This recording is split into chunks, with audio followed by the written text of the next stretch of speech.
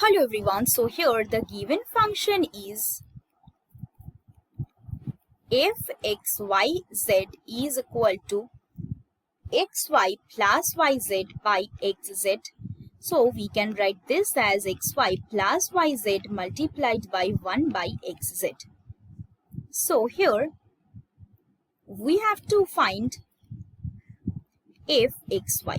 So first we will find fx, that is equal to